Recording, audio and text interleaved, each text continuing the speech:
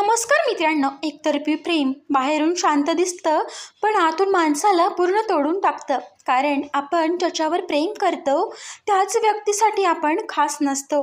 रोज त्याची आठवण येते, मोबाईलमध्ये त्याचं नाव शोधलं जातं, स्टेटस त्याच्यासाठीच टाकलं जातं, पण समोरच्याला काहीच फरक पडत नाही आणि हळूहळू आपण स्वतःलाच हरवायला लागतो. पण एक गोष्ट नेहमी लक्षात ठेवा मित्रांनो, एकतर्फी प्रेमातून बाहेर पडायचं असेल तर सर्वात आधी वास्तव तुम्हाला स्वीकारावं लागेल. जिथे तुमची किंमतच नाही तिथे स्वतःचं मन अडकवून ठेवू नका.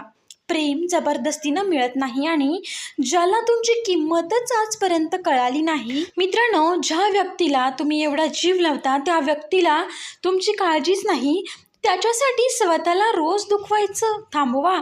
कारण स्वतःवर प्रेम करायला शिका. ज्या व्यक्तीसाठी तुम्ही रडता ना मित्रांनो, ज्या व्यक्तीसाठी तुम्ही रडता त्याच वेळेत स्वतःचं आयुष्य बदलायला तुम्ही प्रयत्न करा. ते नक्की बदलेल.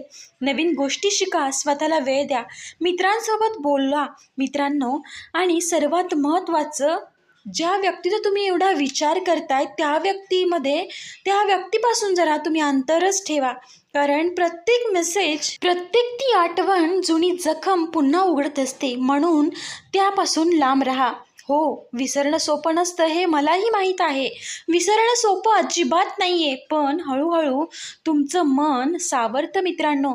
आणि एक दिवस असा येतो जेव्हा ती व्यक्ती आठवते पण त्रास होत नाही.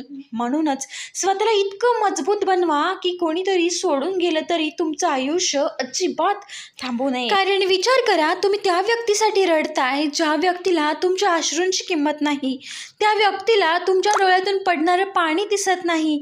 मित्रांनो, अशा व्यक्तीसाठी तुम्ही रडू नका. आपल्याकडे वेळ ही अशी अमूल्य वस्तू आहे मित्रांनो. ही वेळ कोणासाठीच अजिबात थांबत नाही, म्हणून वेळेचा सदुपयोग करा, ना की अशा व्यक्तीच्या मागे लागू नका आणि ती वेळ खराब करू नका. कारण आयुष्य खूप छान आहे आणि मस्त आहे, छान जगा. आणि मित्रांनो, अजिबात तुम्ही त्या व्यक्तीचा विचार डोक्यात आणून स्वतःला दुःख करून घेऊ नका. येणाऱ्या ज्या वर्तमानात जगायला शिका. त्या व्यक्तीच्या आठवणीत तुम्ही जितके जाल तितके स्वतःला त्रास करून घ्याल आणि तुमची नक्कीच एक ना एक दिवस प्रगती होईल. फक्त तुम्ही कष्टावरती फोकस करा मित्रांनो. हे बघा मित्रांनो, व्हिडिओ आवडला असेल तर लाईक, शेअर आणि सबस्क्राईब करायला विसरू नका. व्हिडिओ पूर्ण पाहिल्याबद्दल तुम्हा सर्वांचे मनापासून धन्यवाद. पुन्हा भेटूया अशाच एका व्हिडिओसोबत. तोपर्यंत तुम्हा सर्वांना श्री स्वामी समर्थ असे चॅनलशी कनेक्ट राहा. मनापासून तुमचे आभार व्यक्त करते, कारण तुम्ही खूप छान सपोर्ट करताय.